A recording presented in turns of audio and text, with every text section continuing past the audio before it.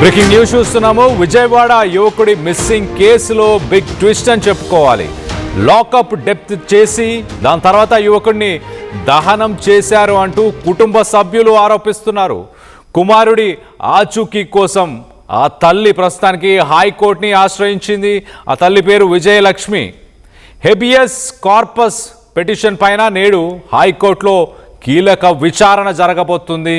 నా బిడ్డ బ్రతికుంటే చూపించండి, ఒకవేళ చనిపోయి ఉంటే ఆ మృతదేహాన్ని అప్పగించండి అంటూ ఆ తల్లి ఆవేదన వ్యక్తపరుస్తుంది. నెల రోజులుగా గాదె సాయి కృష్ణ ఆచూకీ కోసం కుటుంబ సభ్యులు ఆందోళన వ్యక్తపరుస్తున్నారు. గత నెల 9వ తారీఖున సాయి కృష్ణను కృష్ణలంక పోలీసులు అరెస్టు చేశారు. అరెస్టు తర్వాత ఇప్పటి వరకు తమ కుమారుడు సాయి కృష్ణను కోర్టులో మరి పోలీసులు ఎందుకు హాజరుపరచలేదు అంటూ కుటుంబ సభ్యులు ఆవేదన వ్యక్తపరుస్తున్నారు. మరోపక్క ఆందోళన కూడా వ్యక్తపరుస్తున్నారు. సాయి కృష్ణ అదృశ్యంలో పోలీసుల పాత్రపై తీవ్ర అనుమానాలు ఉన్నాయి మాకు.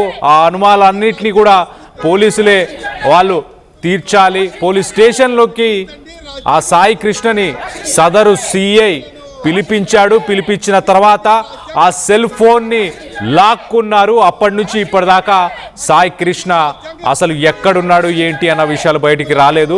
అలాగే సిఐపై కూడా తల్లి విజయలక్ష్మి ఆరోపణ చేస్తుంది. కొడుకు ఆచూకీ కోసం సదరు సిఐని ఆ పోలీస్ స్టేషన్కి వెళ్ళి తల్లి విజయలక్ష్మి సమాధానం చెప్పాలంటూ ఆవేదన వ్యక్తపరిచినప్పుడు నీ కొడుకుని నేను చంపేస్తాను, వాడు ఇంకా రాడు అని సిఐ నాగరాజు ఆ తల్లి విజయలక్ష్మిని బెదిరించినట్లు కూడా ఆరోపణలు వస్తున్నాయి. మొత్తం మీద సాయి కృష్ణను అరెస్టు చేయలేదంటూ బార్ అసోసియేషన్కి సిఐ నాగరాజు చెప్తున్నాడు. నేను అసలు అరెస్టే చేయలేదు అంటూ ఆయన చెప్పుకొచ్చే ప్రయత్నం చేస్తున్నాడు. మరోపక్కన మార్కాపురంలో న్యాయవాదులకు సంబంధించిన బృందం, బార్ కౌన్సిల్ నుంచి ఒక బృందం మార్కాపురంలో విచారణ చేసింది. సాయి కృష్ణను మరి కృష్ణలంకకు సంబంధించిన పోలీసులు అరెస్టు చేసినట్లు ఆ న్యాయవాదులు ఒక నిర్ధారణకు కూడా వచ్చారు. బార్ సభ్యులకి దానికి సంబంధించిన డీటెయిల్స్ అన్ని కూడా వాళ్ళు సబ్మిట్ చేసినట్టు తెలుస్తుంది. ఈ కేసులో మరి మొత్తం మీద పోలీసులేమో అంటే సిఐ నాగరాజు ఏమో నేను అరెస్ట్ చేయలేదంటున్నాడు. కానీ పోలీసులు చాలా క్లియర్గా ఈ కేసులో మనం చూస్తే సీసీటీవీ ఫుటేజ్ అంటే పోలీస్ స్టేషన్కి ఆయనను తీసుకెళ్లారా, పోలీసులు నాగరాజుకి ఫోన్ చేశారా అన్న విషయంలో అంటే కాల్ రికార్డింగ్స్ ఇవన్నీ కూడా చాలా కీలకంగా మారే అవకాశం ఉంది. మరోపక్కన సిఐ నాగరాజుని కావాలనే పోలీసు ఉన్నత అధికారులు కాపాడే ప్రయత్నం చేస్తున్నారు. సిఐ నాగరాజుకి ప్రస్తుతానికి వీఆర్ ఇప్పించి ఆయనని ఉన్నత అధికారులు వీఆర్కి పంపించారు అంటూ కూడా కొంతమంది ఆరోపణలు చేస్తున్నారు.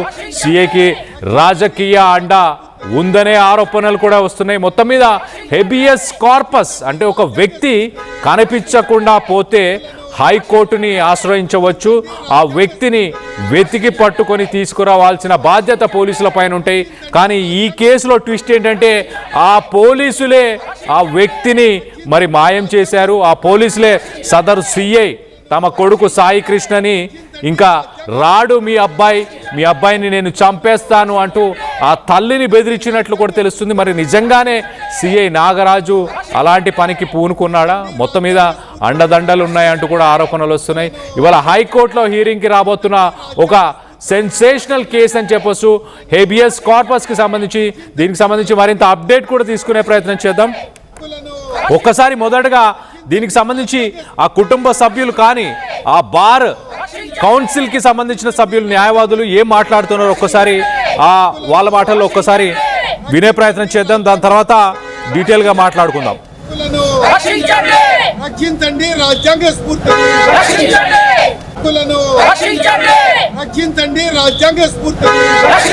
నా క్లయింట్ గాదె సాయి కృష్ణని ఈ నెల 9వ తారీఖున కృష్ణలంక సిఐ గారు అరెస్ట్ చేశారని చెప్పి వాళ్ళ మదర్ ఫోన్ చేసి చెప్పారు. అరెస్ట్ చేస్తే ఏమైందమ్మా, వాళ్ళే 2 రోజులు ఉంచుకొని కోర్టుకు పెడతారులే అని వదిలేసాం. కానీ 15వ తారీఖున మళ్ళీ వచ్చి మా అబ్బాయిని చావగొట్టేశారండి, మా అబ్బాయి స్పృహలో లేడు, కండిషన్ బాగలేదు, మీరు వచ్చి మాట్లాడండి అన్నారు. మేము వెళ్ళి ఇంకో 2 లాయర్లు తీసుకుని వెళ్ళి సిఐ గారితో మాట్లాడాను. మాట్లాడితే మీ అబ్బాయి ఎక్కడెక్కడ ఉన్నాడు అలా ఇలాగా నేను చేసి చెప్తున్నాడు కానీ కరెక్ట్గా చెప్పటంలా. బయటకు వచ్చి పోలీస్ వారిని అశోక్ అని అతన్ని అడిగితే ఉన్నాడమ్మా పంపిస్తారులేమ్మా అన్నది. కానీ ఇంతవరకు పంపించలేదు. చాలా ప్రయత్నాలు చేసాం. వాళ్ళ అమ్మగారు ఇప్పుడు ఒకరు స్టేషన్ చుట్టూ తిరుగుతున్నారు. కనీసం చూపించండి, ఒకసారి మాట్లాడించండి మా అబ్బాయినని. చూపించట్లేదు, మాట్లాడించట్లేదు, కోర్టులో ప్రొడ్యూస్ చేయట్లేదు. ఎన్ని కోర్టులోనే అన్ని కోర్టుల్లో వాకప్ చేసాం, ఎక్కడ కూడా ప్రొడ్యూస్ చేయలేదు. అతనుకున్న NBW ఒకటే, అతనుకున్న 3 కేసులే. వాళ్ళు ఏం చెప్తున్నారంటే వాడాలా వీడేలా అని సాకులు చెప్తున్నారు. వాస్తవంగా వాళ్ళు పెట్టిన అన్ని దొంగ కేసులు అన్నీ కొట్టేశారు. ఉన్నాయి మాత్రం 3 కేసులు. ఆ 3 కేసుల్లో 2 NBW ఉంది. ఓన్లీ NBW మాత్రమే అతన్ని అరెస్ట్ చేశారు. అది కూడా కృష్ణలంక CI. నాకుందండి, చాలామంది ఫోన్లు చేస్తున్నారు. రాజకీయ నాయకుల నుంచి ఉంది, పోలీస్ వారి నుంచి ఉందండి. మీరెందుకు ఇలాంటి ఇలాంటి ఇష్యూలో ఇరుక్కుంటున్నారు? మీ ఫ్యామిలీని మీరు చూసుకోండి, మిమ్మల్ని మీరు చూసుకోండి, మీరెందుకు? కొంతమంది అయితే బయటకు వచ్చి వాళ్ళ అడ్రస్ ఎక్కడ చెప్పండి అని మొత్తం ఎంక్వైరీ చేస్తున్నారు. సిటీ మొత్తం ఇప్పుడు నా మీదనిగా ఉంది. నా క్లయింట్ కాదు. రైట్. సాయి కృష్ణ అడ్వకేట్ చెప్పిన ఆయన డీటెయిల్స్ అన్ని ఒక్కసారి పరిశీలించే ప్రయత్నం చేద్దాం. రైట్ సైడ్ బాక్స్లో మనం చూడొచ్చు సాయి కృష్ణ అనే యువకుడి పైన గతంలో మరి ఒక 2-3 కేసులు ఉన్నాయి అంటూ చెప్పుకొచ్చే ప్రయత్నం చేస్తున్నది. మరోపక్కన ఈ నెల 9న మొదటగా ఈ CI నాగరాజు సాయి కృష్ణని అరెస్ట్ చేయడం జరిగింది. దాని తర్వాత సదర్ పోలీస్ స్టేషన్కి వెళ్ళి బాధితురాలు తల్లి విజయలక్ష్మి మాట్లాడి తనని విడిచిపెట్టాలి అన్న సమయానికి లేడు మీ అబ్బాయి నా దగ్గర అంటూ చెప్పే ప్రయత్నం చేశారు.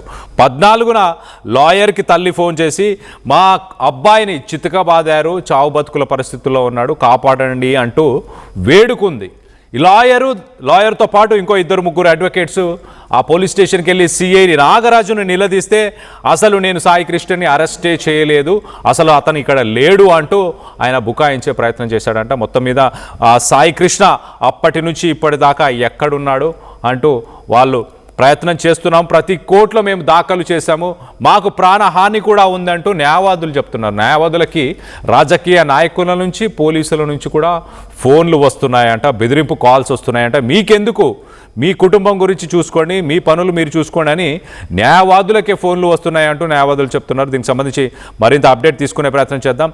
ఏపీ నుంచి మా ఇన్పుట్ ఎడిటర్ కృష్ణమోహన్ అందుబాటులో ఉన్నారు. కృష్ణమోహన్తో మాట్లాడి తెలుసుకునే ప్రయత్నం చేద్దాం. కృష్ణమోహన్, ఇక్కడ లాయర్ చెప్పిన మాటలు వింటే రాజకీయ నాయకులు ఫోన్ చేస్తున్నారు, అలాగే పోలీసు ఉన్నత అధికారులు కూడా ఫోన్ చేసి బెదిరించే ప్రయత్నం చేస్తున్నారు అంటూ చెప్పుకొస్తున్నారు. ఎలా చూడాలి? అండ్ ఇవాళ హీరింగ్లో ఎలాంటి విషయాలు వెలుగులోకి వచ్చే అవకాశం ఉంది, ఎలాంటి వాదనలు జరిగే అవకాశం ఉంది? కళ్యాణ, మొత్తం ఏదైతే విజయవాడ పోలీసులకు వ్యవహరిస్తున్న తీరు ఇప్పుడు ఆంధ్రప్రదేశ్ మొత్తం మీద కూడా కొంత తీవ్ర విమర్శలకు దారితీస్తుంది. ప్రధానంగా కృష్ణలంక పోలీసులు ఒక కేసులో ఉన్న నిందితుడిని కిడ్నాప్ చేయడమే కాదు, తీసుకుని వచ్చి స్టేషన్లో ఒక ల్యాకప్ డెత్ కి కారణమయ్యారు. అయితే ఈ సంఘటన జరిగి 9వ తారీఖున తీసుకుని వచ్చిన పోలీసులు మార్కాపురం, అంటే బేసిక్ గా ఇతను విజయవాడకి సంబంధించిన వ్యక్తి గాదే సాయి.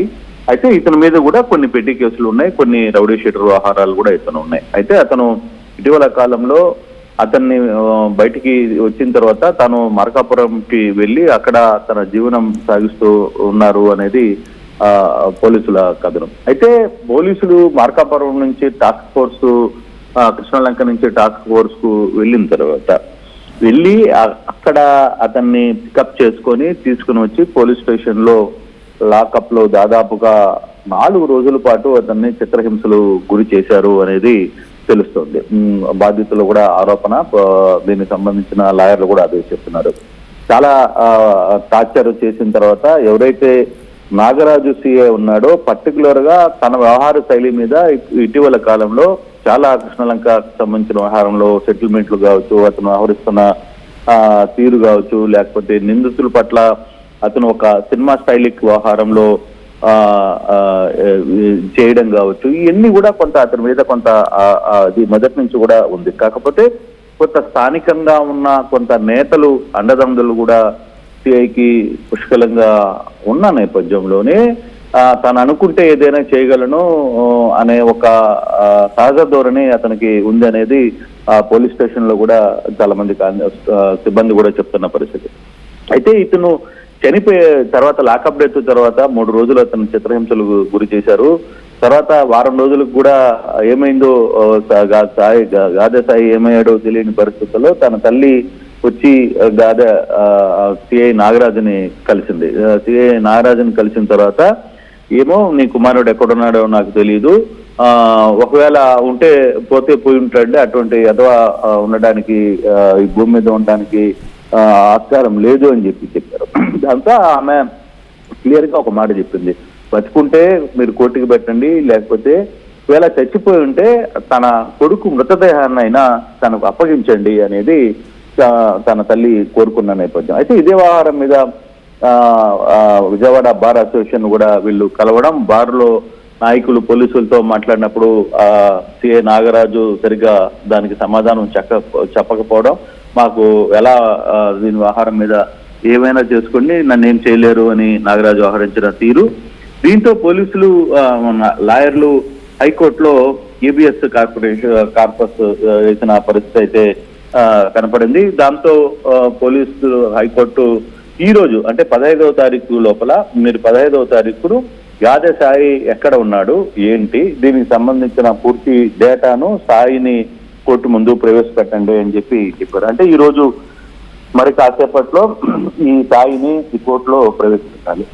అయితే ఇంతకాలంగా పోలీసులు కొంత ఉన్నతాధికారులు కూడా ఇతన్ని కాపాడే ప్రయత్నం చేశారు. కాకపోతే ఈ ప్రయత్నంలో పోలీసులు అక్కడ పూర్తిగా కూడా అంటే తగిన ఆధారాలు లేదు అతను చనిపోయిన వ్యక్తిని. అయితే ఇక్కడ ఆశ్చర్యకరమైన విషయం ఏంటంటే కళ్యాణ్, చనిపోయిన వ్యక్తిని అయితే లాకప్ డెత్ లో పోలీసులు విపరీతంగా కొట్టారు, మెడ విరిగి చనిపోయిన పరిస్థితి. చనిపోయిన తర్వాత అతను కనీసం ఆ మృతదేహాన్ని పోలీసులు బంధువులకు తల్లిదండ్రులకు అప్పగించకుండా పూర్తిగా కూడా దహన సంస్కారాలు కూడా చేసేసి అసలుకి బాడీని డిస్పోజ్ చేశారు. అసలు కనీసం బాడీ ఆనవాలు లేకుండా చేసే ప్రయత్నం చేయడం ఏదైతే ఉందో అది చాలా పెద్ద ఇష్యూగా ఇప్పుడు మారింది. ఇప్పుడు విజయవాడ పోలీసుల పనితీరు మీద పూర్తి స్థాయిలో ఇప్పుడు ఈ వ్యవహారం చాలా సీరియస్ గానే నడిచిన పరిస్థితి అయితే కనపడుతుంది. దీనికి సంబంధించి ఈరోజు కోర్టులో కూడా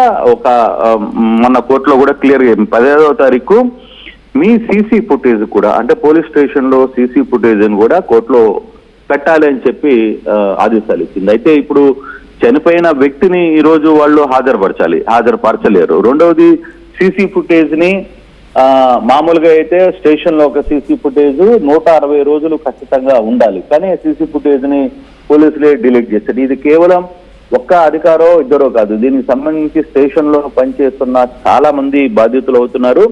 ఎవరైతే లాకప్ డెత్ లో చనిపోయారో లాకప్ డెత్ అయిందో ఆ మృతదేహాన్ని దహన క్రియలు చేసిన వ్యక్తులు ఎవరు చేత ఈ వ్యవహారాన్ని నడిపించారు, దానికి ఏమైనా పక్కన ఒక ఎంఆర్ఓనో లేకపోతే ఇంకొకటినో పెట్టి చేయాల్సిన పరిస్థితి. కానీ అటువంటి ఇప్పుడు అది మృతదేహం ఐడెంటిఫైడ్ అయితే మరి అనుకున్నట్టుగా చేయొచ్చు. కానీ ఇక్కడ తల్లి అడుగుతోంది, నా మృతదేహాన్ని నాకు ఏం లేదు, మీరు చంపేసి ఉంటే ఆ మృతదేహాన్ని నాకు ఇవ్వండి అని చెప్పి తల్లి అడుగుతుంది. మరోవైపు తండ్రి ఈ వ్యవహారం మీద పోలీసులు ఈ వ్యవహారం మీద కొంత వాళ్ళతో ఆయన మేనమామలు వీళ్ళందరితో కొంత మాట్లాడే ప్రయత్నం చేశారు. దీనికి కొత్త రాజకీయ నాయకులు కూడా వెనకుండి ఈ కేసుని క్లోజ్ చేసే ప్రయత్నం చేశారు. కొంత లావాదేవీలు కూడా జరిగాయి అనేది లాయర్లు చెప్తున్న పరిస్థితి. కానీ ఎప్పుడైతే విజయవాడ లాకప్ డెత్ జరిగింది అనే అంశం తర్వాత దీని మీద పోలీసులు ఈ వ్యవహారం మీద జరుగుతూ చివరికి ఈ రోజు కోర్టు దగ్గరికి వీళ్ళు నిలబడాలి. దీంతో రాత్రి హడావిడిగా ఎవరైతే సిఐ నాగరాజు ఉన్నాడో నాగరాజుని విఆర్కి పంపించి వేయడంతో ఒక్కసారిగా ఈ కేసులో అనుమానాలు ఏదైతే తల్లి ఆరోపిస్తున్నట్టుగా లేదు లాయర్లు ఆరోపిస్తున్నట్టుగా దానికి సంబంధించి కొంత బలం చేకూరింది. ఎందుకంటే తప్పు చేయకపోతే సిఐని ఎందుకు విఆర్కి పంపించారు, విఆర్కి బదిలీ చేయాల్సిన పరిస్థితి వచ్చిందనేది క్వశ్చన్స్ కూడా వస్తాయి. అయితే ఇప్పుడు సీసీ ఫుటేజ్ రోజు కోర్టులో పెట్టాల్సిన పరిస్థితి ఉంది. మరోవైపు గాదే సాయిని హైకోర్టు ముందు ప్రవేశపెట్టాలి. ఇప్పుడు గాదే సాయి వాళ్ళ కంట్రోల్లో లేరు, తర్వాత ఆయన్ని లాకప్ డెత్ తీసుకుని వచ్చారు, అక్కడ ఆయన్ని చనిపోయాడు, పోలీసులు కుట్టిన దెబ్బలకి ఆయన చనిపోయిన తర్వాత అతన్ని వెంటనే ఆ దహన క్రియలు కూడా చేశారు. ఈ దహన క్రియలు ఎవరు ఆదేశాల మీద చేశారు? అంటే మామూలుగా ఒక స్టేషన్ పరిధిలో ఒక ఎస్ఐ ఉంటాడు, సిఐ ఉంటాడు, 2 ఎస్ఐలు ఉంటారు, సిఐలు ఉంటారు, తర్వాత ఆయన పైన ఏసీపీ ఉంటారు.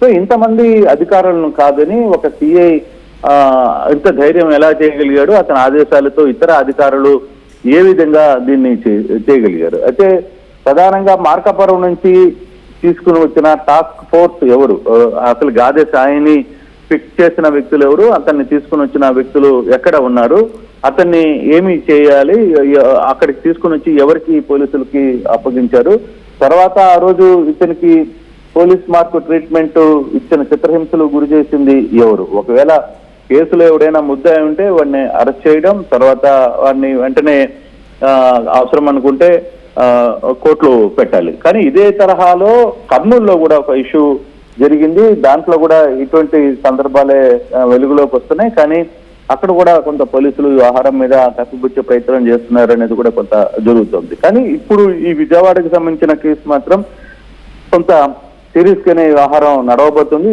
ఈ కేసుకు సంబంధించి ఏ విధంగా ముందుకు వెళ్ళబోతుందని చూడాలి. ఈ రోజు హైకోర్టు దీని మీద ఏ విధంగా వ్యాఖ్యలు చేస్తుంది? హైకోర్టు ముందు పోలీసులు గాదే సాయికి సంబంధించిన వివరాలు ఏ విధంగా వెల్లడించబోతున్నారనే ఒక చర్చ పెద్ద ఎత్తున జరుగుతుంది. విజయవాడ సిటీలో ప్రధానంగా ఈ కృష్ణలంక పోలీసులు వ్యవహరించిన తీరు, ఇటీవల కాలంలో కొంతమంది అధికారులు సెటిల్మెంట్లు లేకపోతే ఇంకొకటి చేస్తున్న ఈ వ్యవహారాల్లో మాత్రం కొంత విజయవాడ పోలీసుల మీద కొంత విపరీతమైన ఇష్యూస్ అయితే వస్తున్న నేపథ్యం అయితే ఉంది. కానీ ఈరోజు పర్టికులర్ గా ఈ గాదే సాయికి సంబంధించిన వ్యవహారంలో దీనికి సంబంధించిన ఎట్లా ముందుకు వెళ్ళబోతున్నారు? ప్రధానంగా ఈ హైకోర్టులో ఇప్పుడు ఈ గాదే సాయికి సంబంధించి ఏమి చెప్పబోతున్నారు? నిజంగానే మేము తీసుకొని వచ్చాము, లాకప్ డెత్ జరిగింది, దాని క్రియలు చేశామని చెప్తారా? అసలుకి మేము తీసుకురాలేదా? ఒకవేళ తీసుకురాలేదు, ఆ అబ్బాయి మాకు ఎక్కడున్నాడో తెలియదు అని చెప్తే మరి ఎందుకు సదరు సిఐని విఆర్కి ఎందుకు ఉటావుటన పంపించి ఆ స్థానంలో మరో మురళీకృష్ణ అనే మరో సిఐని, కంచిపాడు సిఐని ఎందుకు అప్పటికప్పుడు రాత్రికి బాధ్యతల్ని ఎందుకు తీసుకున్నారు అనేది ఇక్కడ ఒక చర్చ కళ్యాణ్ చాలా సీరియస్ గా జరుగుతుంది. ఏంటంటే ఒకే సామాజిక వర్గానికి సంబంధించిన నాయకులు, తర్వాత వీళ్ళందరూ కూడా ఈ కేసులో సిఐని లేకపోతే ఆ సిబ్బందిని కాపాడే ప్రయత్నం చేస్తున్నారు అనేది కొంత జరుగుతుంది. దీంట్లో అధికార పార్టీకి సంబంధించిన కొంతమంది నేతలు వ్యవహారం మీద ఈ సదరు సిఐని కాపాడడానికి లేదు పోలీసుల్ని కాపాడడానికి ప్రయత్నిస్తున్నారు. పోలీసులు కూడా వారితో నేరుగా మాట్లాడి దీంట్లో నుంచి మమ్మల్ని బయటపడేయండి అని చెప్పే పరిస్థితి అయితే చూస్తున్నారు. కానీ హైకోర్టు ఇప్పటికే హైకోర్టు దగ్గరికి వెళ్ళిపోయింది కాబట్టి హైకోర్టులో మరి పోలీసులు ఏ విధంగా రెస్పాండ్ అవుతారు, తర్వాత హైకోర్టు ఈ లాకప్ డెత్ వ్యవహారంలో ఏ విధంగా ముందుకు వెళ్తారు? నిజంగానే ఇది లాకప్ డెత్ పోలీస్ స్టేషన్ లో జరిగిందా, లేదు ఎక్కడైనా బయట వేరే ప్రాంతంలో? ప్రధానంగా ఇటీవల కాలంలో కృష్ణలంక పోలీసులు మీద ఒక ఆరోపణ ఏంటంటే అక్కడ స్థానికంగా ఉన్న ఒక హోటల్లో ఇటువంటి వ్యక్తులందరినీ తీసుకుని రావడం, అక్కడ చిత్రహింసలు గురి చేయడం, సెటిల్మెంట్లు చేయడం, ఇవన్నీ కూడా పెద్ద ఎత్తున ఆరోపణలు వస్తున్న నేపథ్యంలో అసలుకి ఈ గాదే సాయిని పోలీస్ స్టేషన్ కి తీసుకుని వచ్చారా, లేదు ఎక్కడైనా ప్రైవేట్ దీంట్లో ముంచారా అనేది కూడా బయటపడాల్సిన పరిస్థితి అయితే ఉంది. చూడాలి దీని మీద ఉన్నతాధికారులు ఏ విధంగా రియాక్ట్ అవుతున్నారు. ప్రధానంగా అయితే విజయవాడ కమిషనర్ ఈ వ్యవహారం మీద చాలా సీరియస్ గా ఉన్నట్టుగా తెలుస్తుంది. ఆయన ఇప్పటికే వ్యవహారం మీద ఎంక్వైరీ వేస్తున్నారు. తర్వాత ఎందుకు వ్యవహారం జరిగింది, అందుకే సదరు సిఐని నిన్న విఆర్ కూడా పంపించారనేది తెలుస్తున్న పరిస్థితి. కానీ సీనియర్ ఉన్నతాధికారులు ఈ వ్యవహారాన్ని సీరియస్ గా తీసుకున్నా కానీ కింద స్థాయిలో ఉన్న అధికారులు ఈ వ్యవహరించిన తీరు కొంత పెద్ద స్థాయి వ్యక్తులు కూడా తలనొప్పిగా మారిందని చెప్పాలి. ఇప్పుడు పొలిటికల్ వ్యవహారం కూడా దీంట్లో చాలా కొంతకాలంగా జరిగింది. ఒక వారం రోజులుగా వాళ్ళందరినీ కూడా కొంత ఆపాలని ఒక ప్రయత్నం చేసిన ఇప్పుడు ఈ వ్యవహారం తీరా కోర్టుకి చేరిపోయింది. ఈ రోజు 15వ తారీఖున కోర్టు ముందు ఇప్పుడు గాదే సాయిని ప్రవేశపెట్టాలి. లేదు పోలీసులు ఉంచారా, లేదు ఏమి చెప్పబోతున్నారు అనేది చాలా కీలకంగా మారింది. మొత్తం మీద అయితే విజయవాడ సిటీలో, అందులో అమరావతి విజయవాడ క్యాపిటల్లో, ఏపీ క్యాపిటల్ లాంటి విజయవాడ సిటీలో ఈ కేసు ఒక సంచలనంగా మారిందని చెప్పాలి. దీని మీద ముందు ముందు ఏం జరగబోతుంది, ఎంతమంది అధికారులు బలి కాబోతున్నారు అనే దాని మీద కూడా ఒక పెద్ద చర్చ జరుగుతున్న పరిస్థితి మనం చూస్తున్నాం. Kalyan. Right Krishnamohan, thanks for the latest update. మొత్తం మీద ఒక తమిళ హీరో సూర్యకు సంబంధించిన సినిమా జై భీమ్, ఆ సినిమాలోనే సీన్ రిపీట్ అయినట్టు చాలా క్లియర్గా అర్థమవుతుంది. ఒక పోలీస్ స్టేషన్కి గాదె సాయి కృష్ణ అనే ఈ వ్యక్తిని తీసుకొని వెళ్ళారు గత నెల 9వ తారీఖున తీసుకెళ్ళిన తర్వాత సదరు వ్యక్తి సాయి కృష్ణ వాళ్ళ తల్లి విజయలక్ష్మి ఒక లాయర్ని కలవడం జరిగింది. లాయర్ని కలిసి మా అబ్బాయిని అరెస్ట్ చేశారు, కొంత విడిపించే ప్రయత్నం చేయండి అంటే, ఏముంది ఒక 2 రోజుల తర్వాత పంపిస్తారు కదండి, ఏం కాదు అని చెప్పేసి ఆ లాయర్ కొంత ధైర్యాన్ని నింపారు. కానీ అదే నెల 14వ తారీఖు ఆ తల్లి మరొకసారి లాయర్ దగ్గరికి వెళ్ళి మా అబ్బాయిని చితక బాదారు, చావు బతుకుల మధ్య ఉన్నారు, సదరు సిఐ నాగరాజుని రైట్ సైడ్ బాక్స్లో మనం చూస్తున్నాం కదా, అతనే నాగరాజు, ఆ సిఐని కలిసినప్పుడు మీ అబ్బాయి లేడు, ఇంకా రాడు, చంపేస్తాను నేను అంటూ కూడా ఆ తల్లిని బెదిరించారంట. దాని తరువాత ఇప్పటికీ మరి సాయి కృష్ణని టాస్క్ ఫోర్స్ పోలీసులు మార్కాపురంకి వచ్చి, కృష్ణలంక పోలీసులే వచ్చారా, మరి టాస్క్ ఫోర్స్ పోలీసులు తీసుకొని వచ్చి సదరు సిఐ కనిపిస్తున్న ఆ నాగరాజుకే అప్పచెప్పారా? మొత్తానికైతే అప్పటి నుంచి ఇప్పటిదాకా సాయి కృష్ణ ఆనవాళ్ళు లేకుండా పోయాయి. అతను ఎక్కడున్నాడు కూడా తెలియదు. ఒక 2-3 అడ్వకేట్లు సిఐ దగ్గరికి వెళ్ళి సాయి కృష్ణని విడిచిపెట్టాలి, తనని ఇమీడియట్గా ఎక్కడున్నాడో చెప్పాలి అంటే, నాకు అసలు సంబంధం లేదు, ఆ వ్యక్తిని నేను అరెస్ట్ చేయలేదు అంటూ నాగరాజు, సదర్ సిఐ నాగరాజు చేతులు దులుపుకునే ప్రయత్నం చేశాడు. మొత్తం మీద అడ్వకేట్స్ ఈ విషయాన్ని హైకోర్టుకి తీసుకువెళ్ళారు. హైకోర్టులో హెబియస్ కార్పస్ అంటే ఆ వ్యక్తి కనిపించట్లేదు, ఆ వ్యక్తిని పోలీసులు ఎక్కడున్నా వెతికి పట్టుకొని తీసుకొని రావాల్సిన బాధ్యత పోలీసుల పైన ఉంటుంది. ఇవాళ ఆ కేసుకు సంబంధించిన హియరింగ్ ఇవాళ జరుగుతుంది. మొత్తం మీద మానవ హక్కుల కమిటీకి సంబంధించి మనం చూడొచ్చు, చాలామంది దీనిపైన నిరసన వ్యక్తపరుస్తున్నారు. విజయవాడలో ప్రస్తుతానికి మరీ ముఖ్యంగా పోలీసుల తీరుపై, కృష్ణలంక పోలీసుల తీరుపై గతంలో కూడా ఎన్నో ఆరోపణలు వచ్చాయి. ఒక ప్రైవేటు హోటల్లో ఒక రూమ్ తీసుకొని ఇలా వ్యక్తులని అక్కడికి తీసుకెళ్ళి వాళ్ళని చిత్రహింసలకు గురి చేసి వాళ్ళ దగ్గర డబ్బులు కూడా వసూలు చేసినట్టు ఆరోపణలు వస్తున్నాయి. మొత్తం మీద మరి ఆ సిఐ నాగరాజుని మరి నిన్ననే విఆర్కి ఎందుకు పంపించారు? ఈ అనుమానాలన్నీ నిజమేనా? అందుకే ఆ సిఐని పక్కదారి పట్టించే ప్రయత్నం ఉన్నతాధికారులు చేస్తున్నారా, లేక అతనికి స్థానికంగా అండగా ఉంటున్న కొంతమంది రాజకీయ నాయకులే ఈ సిఐని కాపాడే ప్రయత్నం చేస్తున్నారా? మొత్తం మీద సినిమా స్టైల్లోనే మరి ఒక వ్యక్తిని అరెస్ట్ చేయడం, అరెస్ట్ చేసిన తర్వాత ఆ వ్యక్తిని చనిపోయాడా?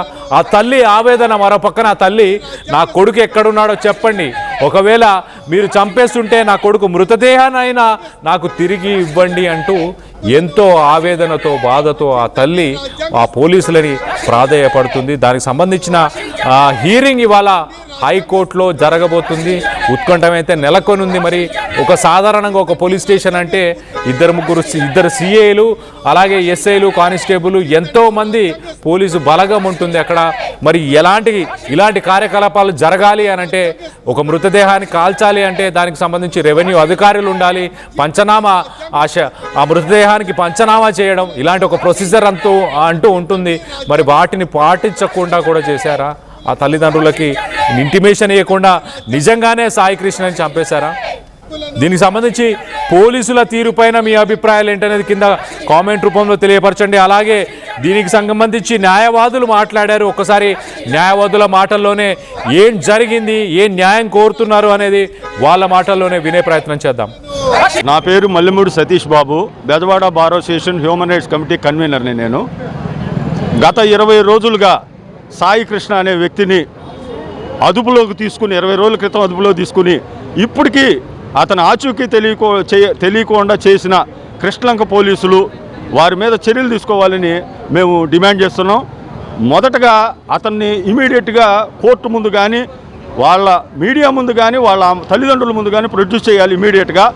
అలాగే కృష్ణలంక పోలీసులు అతని వేరే బోర్డ్స్ గురించి, అతని క్షేమ సమాచారం గురించి ఇమీడియట్గా స్పందించాలని హ్యూమన్ రైట్స్ తరఫున డిమాండ్ చేస్తున్నాం.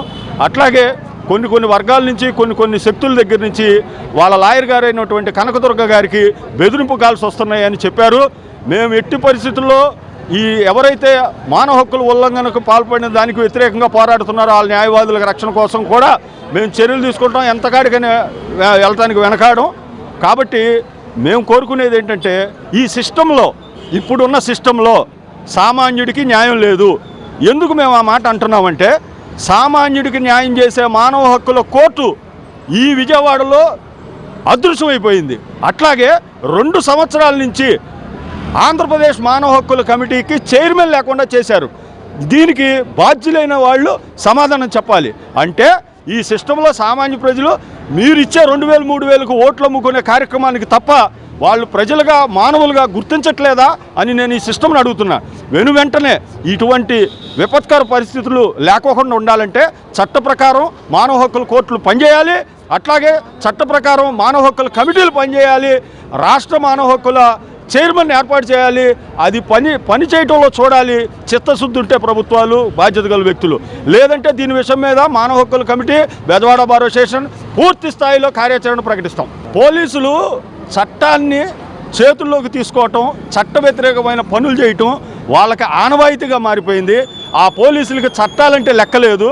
చట్టం ఏమని చెబుతుంది, ఏదైనా ఒక అభియోగం ఉంటే ఒక ముద్దాయిని కనుక నువ్వు తీసుకొస్తే 24 గంటల లోపు నువ్వు విచారించుకుని 24 గంటల లోపు కోర్టులో ప్రొడ్యూస్ చేయి. దానికి మేమేం అభ్యంతరం చెప్పం. అట్లాగే నీకు ఇంకా ఇన్వెస్టిగేషన్ కావాలంటే పోలీస్ కస్టడీ పిటిషన్ వేసుకో, కోర్టు వారి పర్మిషన్ తీసుకో, విచారణ చేసుకో. ఇవన్నీ పోలీసులకు ఇష్టం లేదు. ఎందుకంటే ఈ పోలీసులు ఈ వ్యవస్థ చేతిలో కీలుబొమ్మలై ఉండి వ్యవస్థ చెప్పినట్టు ఆడతా చట్టాన్ని, రాజ్యాంగాన్ని తొంగలో తొక్కుతున్నారనేది మా అభియోగం. At KL, experience what it feels like to be a true engineer. KL deemed to be university. చిన్న చిన్న ఆనందాలు 35 ఏళ్లుగా నా జీవితంలో లేవు. 35 ఏళ్లుగా నేను డైపర్లలో బ్రతికాను. 6 సెంటీమీటర్ల ఫిస్టులా నా మూత్రాశయంలో లీక్ కారణమైంది. ఎవరూ నాకు సహాయం చేయలేకపోయారు. AINUలో వైద్యులను కలిసే వరకు. అక్కడ వారు రోబోటిక్ శస్త్రచికిత్సతో నాకు పరిష్కారం ఇచ్చారు.